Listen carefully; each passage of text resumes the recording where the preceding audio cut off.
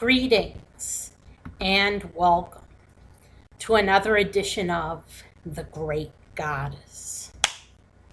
Praise be to Goddess. Praise be to Goddess. Well, here is part 2 of our many-part series about why I reject the Bible. Today's topic is slavery in the Bible, which is one of the reasons I reject the Bible. And slavery is a very serious issue. It's been serious for thousands of years and continues to be a serious topic of discussion.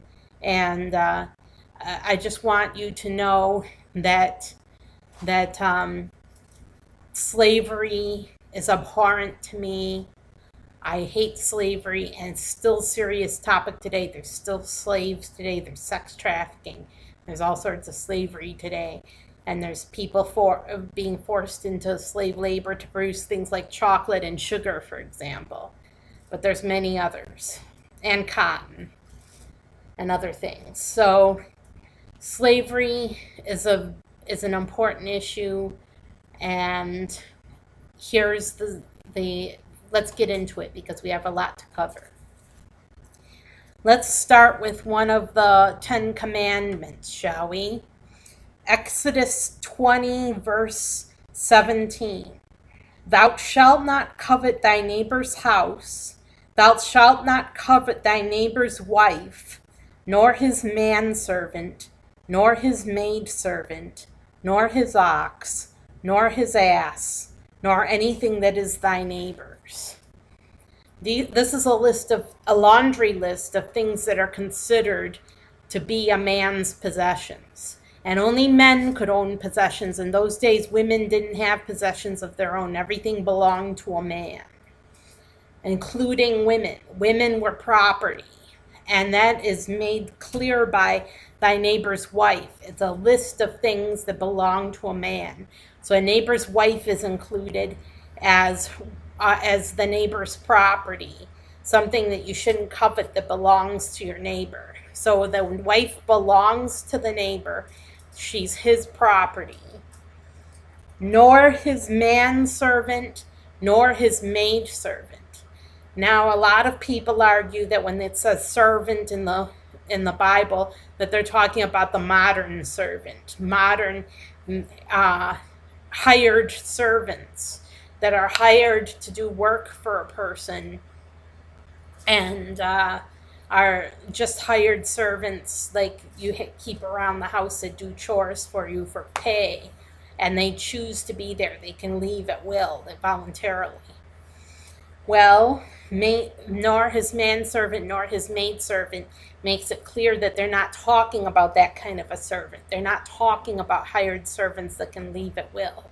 They are talking about property. So they're specifically talking about slaves here in the Bible. Right in the 10 Commandments, they're talking about slavery. So slaves belong to a man, and you can't covet them because they belong to a man and they're his property. So that's what we got that much so far. Do the references in the Bible to a servant refer to a hired servant or a slave? This is made clear in Leviticus 25, verses 39 to 40. If any of your fellow Israelites become poor and sell themselves to you, do not make them work as slaves. They are to be treated as hired workers or temporary residents among you. The word used for slave here is ebed. So ebed, used many other times in the Old Testament, refers to a slave. So we know when they refer to a slave because the word used is ebed. If we said ebed meant hired servant, the passage above makes no sense. It only makes sense in the context of slave. So we know it must mean slave because that's the context. Exodus 21, verses 20 through 21. If a man strikes his male or female slave and he dies at his hand, he shall be punished.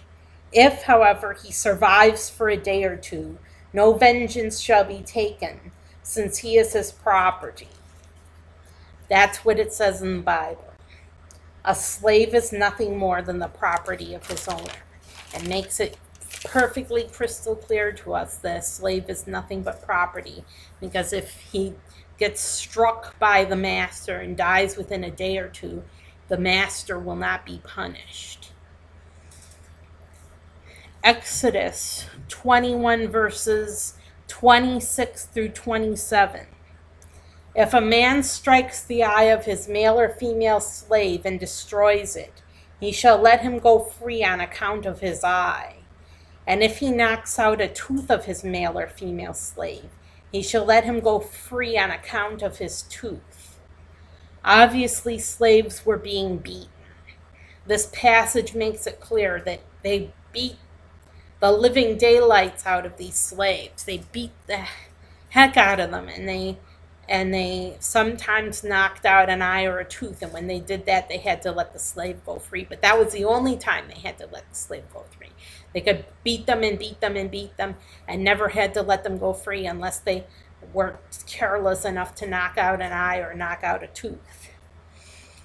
So, also, freedom in exchange for permanent blindness.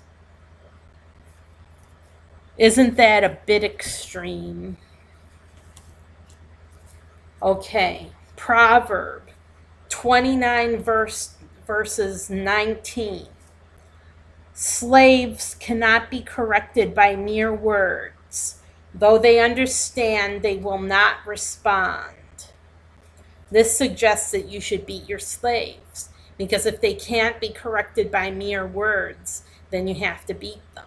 So they're recommending beating your slaves in the Bible. Exodus 21 verses 2 through 6. If his master gives a Hebrew servant a wife, and she bears him sons or daughters, the wife and her children shall belong to her master, and he shall go out alone. But if the servant declares, I love my master and my wife and children, I will not go out as a free man, then his master shall bring him to God, and his master shall pierce his ear with an awl, and he shall serve him permanently. Due to this clever ruse concocted by the authors of the Bible, a man who loves his wife and kids must become a slave forever rather than go free. So they had to let a Hebrew servant free after 6 years, okay? After 6 years, they had to let him go free. But if he loved his wife and kids enough to stay, he becomes a slave for life.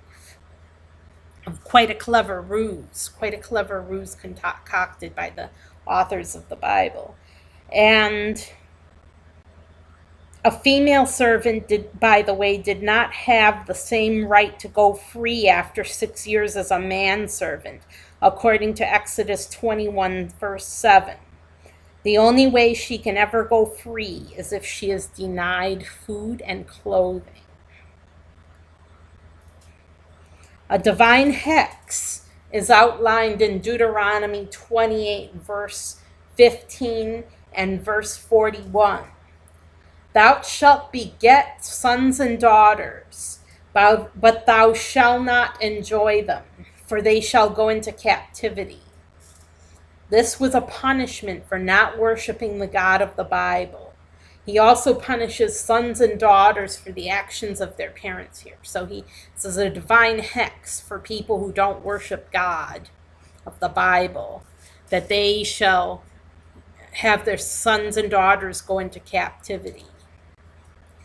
Leviticus 25 verses 44 through 46. Your male and female slaves are to come from the nations around them. From them you may buy slaves. You may also buy some of the temporary residents living among you and members of their clans born in your country, and they will become your property. You can bequeath them to your children as inherited property, and you can make them slaves for life.